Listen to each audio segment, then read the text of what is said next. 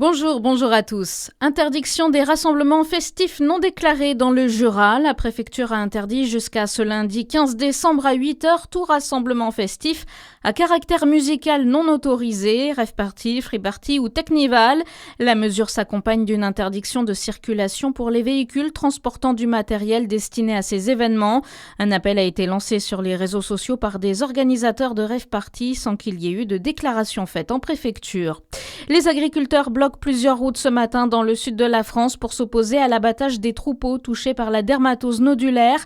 Un mouvement qui pourrait encore s'amplifier aujourd'hui alors que des appels à manifester ont aussi été lancés dans plusieurs villes comme Albi, Castres, Mont-de-Marsan ou encore Pontarlier dans le Doubs.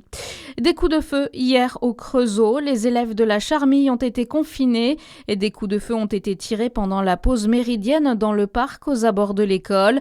Un individu s'est réfugié dans l'enceinte de l'établissement, obligeant les enfants à se confiner. Les forces de l'ordre sont rapidement intervenues et la sécurité des élèves a été garantie.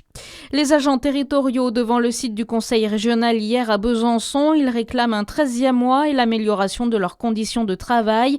Ils sont en colère après la récente augmentation du directeur général des services nouvellement nommé. Bien réveillonné, c'est aussi bien rentré. En cette fin d'année, l'association Prévention routière repart sur le terrain pour rappeler un constat alarmant. L'alcool demeure l'une des premières causes de décès sur les routes françaises.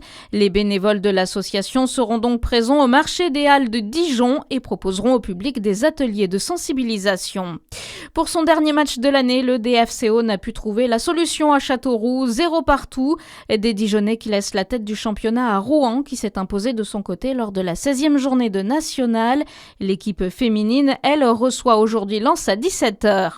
Bonne journée sur Fréquence Plus.